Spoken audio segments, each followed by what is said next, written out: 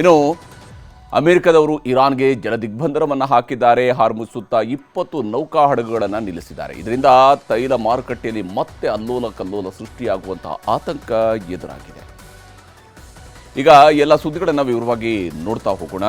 ಯಾವ ಸ್ವರೂಪದಲ್ಲಿ ಬಿಡದಿ ಟೌನ್ಶಿಪ್ ವಿಷಯದಲ್ಲಿ ಮಾಜಿ ಜೋಡೆತ್ತುಗಳಿದಾರಲ್ಲ ಅವರ ಜಗಳ ಈಗ ಒಂದು ರೀತಿಯಂಥ ಗುದ್ದಾಟನೇ ನಡೀತಾ ಇದೆ. ಮಾತಿನ ಗುದ್ದಾಟ ಇದು. ರಾಜ್ಯ ರಾಜಕೀಯದಲ್ಲಿ ಒಂದು ಕಾಲದಲ್ಲಿ ಇವರು ತಮ್ಮನ್ನು ತಾವು ಜೋಡೆತ್ತುಗಳು ಅಂತ ಕರೆಸಿದ್ರು. ಅದೊಂದು ರೀತಿಯಂಥ ಮಧ್ಯಂತರ ಅವಧಿಯ ಜೋಡೆತ್ತುಗಳಾಗಿ ಬಂದಿದ್ದೇ ಹೊರತು 40 ವರ್ಷಗಳ ಇತಿಹಾಸವನ್ನು ನೋಡಿದರೆ ಇವರು ಹೆಚ್ಚಿನ ಅವಧಿಯನ್ನು ರಾಜಕೀಯ ವಿರೋಧಿಗಳಾಗಿ ಕಾಲ ಕಳೆದಿದ್ದಾರೆ. ಈಗ ಮತ್ತೊಂದು ಸುತ್ತಿನ ಸಮರ ಶುರುವಾಗಿದೆ. ಡಿ.ಕೆ. ಶಿವಕುಮಾರ್ ಮತ್ತು ಕುಮಾರಸ್ವಾಮಿ ಅವರ ನಡುವೆ ನಡೆದಿರುವಂತಹ ಈ ಒಂದು ಕಲಹ ಇದೆಯಲ್ಲ, ಇದು ಬಿಡದಿ ಟೌನ್ಶಿಪ್ನ ಹೋರಾಟದ ಮುಂದುವರೆದ ಭಾಗವಾಗಿಯೂ ಕೂಡ ಗೋಚರಿಸ್ತಾ ಇದೆ.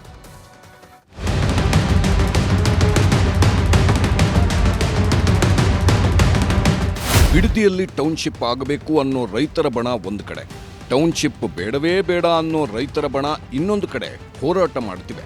ಆದರೆ ರೈತರಿಗಿಂತ ರಾಜಕೀಯವಾಗಿ ಹೋರಾಟ ಶುರುವಾಗಿರೋದು ಡಿ.ಕೆ. ಶಿವಕುಮಾರ್ ಮತ್ತು ಕುಮಾರಸ್ವಾಮಿ ಅವರ ಮಧ್ಯೆ. ಮೊನ್ನೆ ಸರ್ವೆಗೆ ಬಂದ ಅಧಿಕಾರಿಗಳ ಮೇಲೆ ಹಲ್ಲೆ ನಡೆದ ಮೇಲೆ ಕುಮಾರಸ್ವಾಮಿ ಮುಖ್ಯಮಂತ್ರಿಗಳನ್ನ ಟಾರ್ಗೆಟ್ ಮಾಡಿದ್ರು. ನಿನ್ನೆ ಮಾಜಿ ಪ್ರಧಾನಮಂತ್ರಿ ಎಚ್.ಡಿ. ದೇವೇಗೌಡರು ಯೋಜನೆ ಕೈಬಿಡದಿದ್ರೆ ಸತ್ಯಾಗ್ರಹ ಕೂರ್ತೀನಿ ಅಂತ ಶಪಥ ಮಾಡಿದ್ರು. ಆದ್ರಿವತ್ತು ಎಲ್ಲದಕ್ಕೂ ಮುಖ್ಯಮಂತ್ರಿ ಡಿ.ಕೆ. ಶಿವಕುಮಾರ್ ಉತ್ತರ ಕೊಟ್ರು. ಮಾತು ಮಾತಿಗೂ ನಮ್ಮಣ್ಣ ಕುಮಾರಣ್ಣ ಅಂತಾನೆ ಟೌನ್ಶಿಪ್ ಯಾರ ಕೂಸು ಅನ್ನೋದನ್ನ ಎಳೆ ಎಳೆಯಾಗಿ ಹೇಳಿದ್ರು. ನಿನ್ನೆ ಬಿಡದಿಯಲ್ಲಿ ನಡೆದಂಥ ಘಟನೆ ನನ್ನ ಮನಸ್ಸಿಗೆ ಬಹಳ ನೋವಾಗಿದೆ. ರಾಜಕೀಯವಾಗಿ ಪ್ರೇರಿತವಾಗಿ ನಡೀತಾ ಇರೋಂಥ ಒಂದು ಕುಮ್ಮಕ್ಕಿನಿಂದ ನಮ್ಮ ಅಧಿಕಾರಿಗಳಿಗೆ ಬೇಕಾದಷ್ಟು ತಂದೆಯಾದಂಥ ಪಾಪ ರೈತರನ್ನ ತಪ್ಪುದಾರಿಗಿಡಿಯುವಂಥ ಒಂದು ವ್ಯವಸ್ಥೆ, ದೊಡ್ಡ ಸಂಚು ನಡೀತಾ ಇದೆ. ಇದು ನನ್ನ ಕನಸಿನ ಯೋಜನೆ ಅಲ್ಲ, ನನ್ನ ಯೋಜನೆ ಅಲ್ಲ. ಇದು ನನ್ನ ಯೋಜನೆ ಅವಶ್ಯಕತೆಯೂ ಇಲ್ಲ, ನಂದು ಅನ್ಸ್ಕೊಳ್ಳೋಕೆ ಅವಶ್ಯಕತೆಯೂ ಇಲ್ಲ. ನಾನಿದಕ್ಕೆ ಪಿತಾಮಹ ಆಗಲಿಕ್ಕೂ ಇಷ್ಟ ಇಲ್ಲ.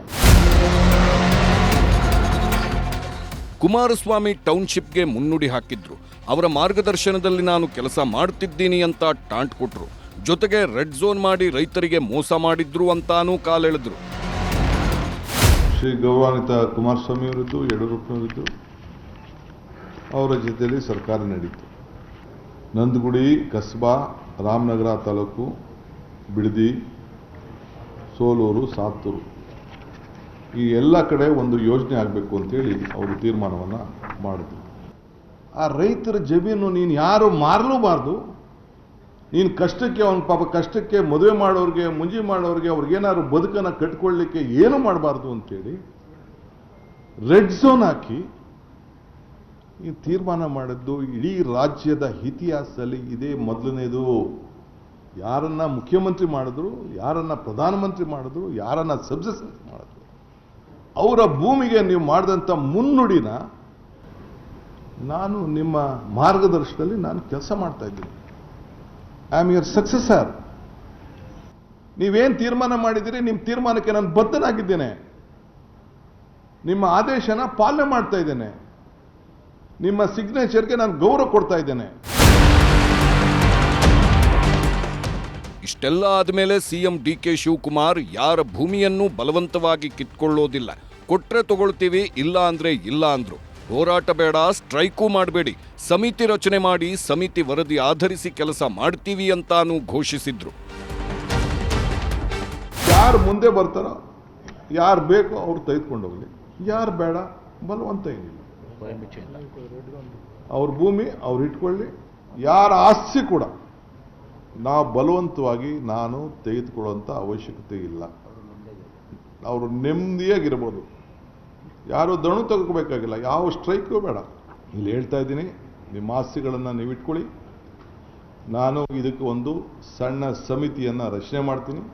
ಒಂದು 2-3 ತಿಂಗಳಲ್ಲಿ ಶಾಸಕರು ಮಾಡಬೇಕು, ಇಲ್ಲ ಅಂತಂದರೆ ಅಧಿಕಾರಿಗಳು ಮಾಡಬೇಕು, ಇಲ್ಲಾಂದರೆ ಜಡ್ಜಸ್ ಯಾರು ಮಾಡಬೇಕು, ಇಲ್ಲ ರಿಟೈರ್ಡ್ ಜಡ್ಜ್ ಮಾಡಬೇಕು ಅನ್ನೋದನ್ನು ನಾನು ನನ್ನ ಸಂಪುಟದ ಸಭೆಯಲ್ಲಿ ನಾನು ಮುಂದಕ್ಕೆ ಚರ್ಚೆ ಮಾಡಿಬಿಟ್ಟು ನಾನು ತೀರ್ಮಾನವನ್ನು ಮಾಡ್ತೀನಿ. ಹೀಗೆ ಮುಖ್ಯಮಂತ್ರಿ ಡಿಕೆ ಶಿವಕುಮಾರ್ ಬಿಡದಿಯಲ್ಲಿ ಟೌನ್ಶಿಪ್ ಯೋಜನೆ ವಿರೋಧಿಸುತ್ತಿರೋ ರೈತರನ್ನ ತಣ್ಣಗಾಗಿಸೋ ಪ್ರಯತ್ನ ಮಾಡಿದ್ರು. ಇದಾದ್ಮೇಲೆ ಕೇಂದ್ರ ಸಚಿವ ಕುಮಾರಸ್ವಾಮಿ ಡಿಕೆ ಶಿವಕುಮಾರ್ ಸುದ್ದಿಗೋಷ್ಠಿಗೆ ತಿರುಗೇಟು ಕೊಡೋಕೆ ದೆಹಲಿಯಲ್ಲೇ ಪ್ರೆಸ್ ಮೀಟ್ ಮಾಡಿದ್ರು.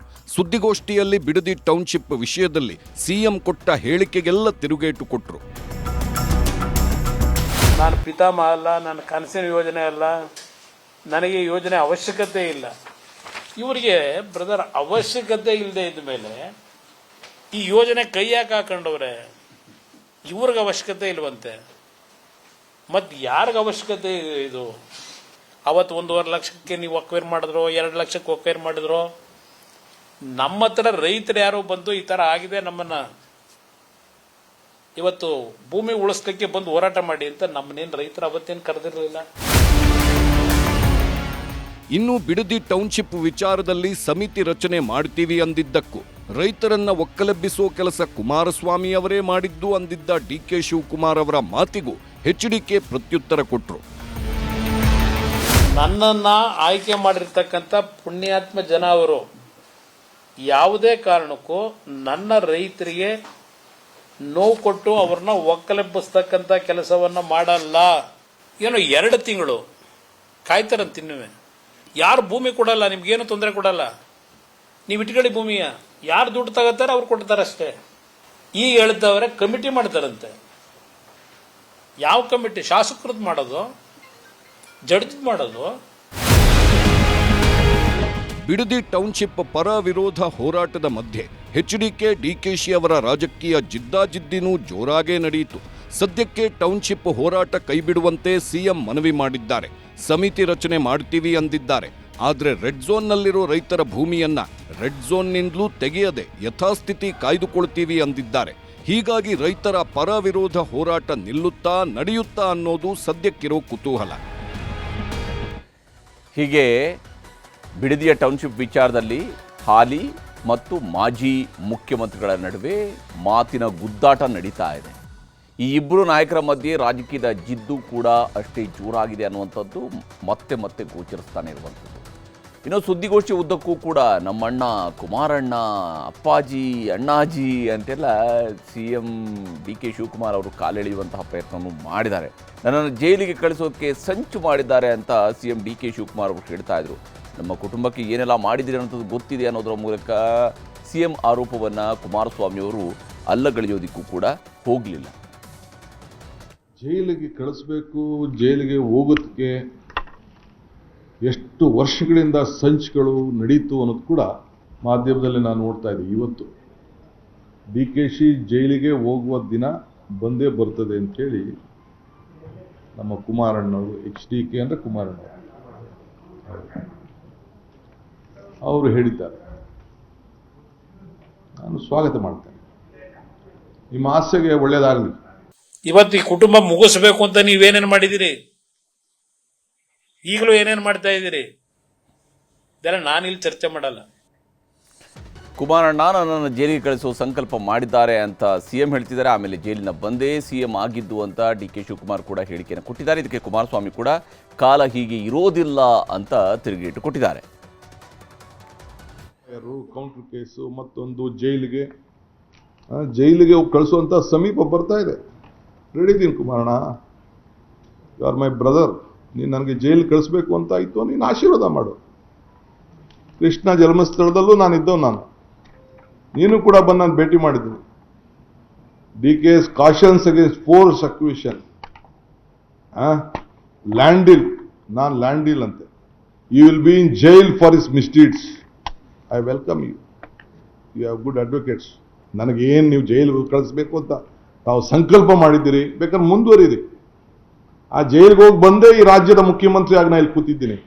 ಎಲ್ಲೆಲ್ಲಿ ಏನೇನು ನಡೆದಿದೆ ಅಂತ ನಾನು ಇನ್ನೊಂದು ದಿನ ಬೇರೆ ದಿನ ನಾನು ಮಾತಾಡ್ತೇನೆ. ನನ್ನ ಕೆಣಕಕ್ಕೆ ದಯವಿಟ್ಟು ತಾವು ಹೋಗಬೇಡಿ. ನಿಮ್ಮ ಬದುಕು ನೀವು ಕಟ್ಕೊಳ್ಳಿ, ಒಳ್ಳೇದಾಗಲಿ ನಿಮಗೆ. I wish you all the best. ಯಾಕೆ ಅವ್ರು ಹೇಳ್ತಾವ್ರೆ ಜೈಲಿಗೆ ಅಂತ? ಹೋಗಿ ಬಂದವ್ರಂತೆ ಜೈಲಿಗೆ. ಏನ್ ದೊಡ್ಡ ಘನದಾರಿ ಕೆಲಸ ಮಾಡಿ ದೇಶದ ಸ್ವಾತಂತ್ರ್ಯಕ್ಕೆ ಹೋರಾಟ ಮಾಡೋದ್ರ ಜೈಲಿಗೆ? ನಾನು ಹೋಗಿದ್ದೆ ಪಾಪ. ಇಲ್ಲಿ ನಮ್ಮ ಮಹೇಶಣ್ಣ ಕೂತವ್ರು ನೋಡಿ, ಇವರೇ ಕರ್ಕೊಂಡೆ ಪಾಪ. ಪಾಪ ಇಂಥ ಟೈಮಲ್ಲಿ ಒಂದು ಸಾಂತಾನು ನಾನು ಹೇಳಿದೆ. ಇನ್ನು ಬಿಡದಿ ಟೌನ್ಶಿಪ್ ವಿಷಯದಲ್ಲಿ ರೈತರನ್ನ ಕುಮಾರಸ್ವಾಮಿ ಅವರೇ ಎತ್ತಿ ಕಟ್ಟಿರೋದು, ಇದಕ್ಕೆ ಕಾರಣ ನಾನು ಮುಖ್ಯಮಂತ್ರಿ ಆಗಿದ್ದಾನೆ ಅವ್ರಿಗೆ ಸಹಿಸೋದಕ್ಕೆ ಆಗ್ತಿಲ್ಲ ಅನ್ನೋದು ಡಿ ಕೆ ಶಿವಕುಮಾರ್ ಅವರು ಹೇಳ್ತಾ ಇರುವಂತಹ ಮಾತು, ಅವರು ಮಾಡ್ತಾ ಇರುವಂತಹ ಆರೋಪ. ನಾನು CM ಆಗಿರೋದು ಪಾಪ ಕೆಲವರಿಗೆ ತಡ್ಕೊಳಕ್ ಸಾಧ್ಯನೇ ಆಗ್ತಾ ಇಲ್ಲ, ನಿದ್ರೆ ಬರ್ತಾ ಇಲ್ಲ. ಈ ರಾಜ್ಯದ ಅಭಿವೃದ್ಧಿ, ಜನ ತೋರಿಸಿರೋಂಥ ಪ್ರೀತಿ ಸಹಿಸಕ್ ಆಗ್ತಾ ಇಲ್ಲ.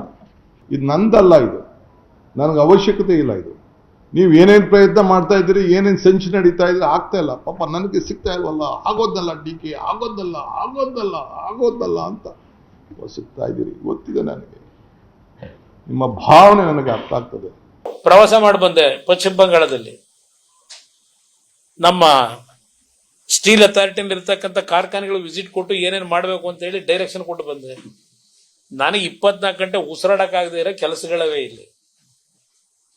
ಅಲ್ಲಿ ರಾಜ್ಯದಲ್ಲಿ ಯಾರು ಮುಖ್ಯಮಂತ್ರಿ, ಯಾರನ್ನ ನೋಡಿ ಹೊಟ್ಟೆವರಿ ಪಡಬೇಕು, ಟೈಮ್ ಇರಬೇಕಲ್ಲ ನನಗೆ.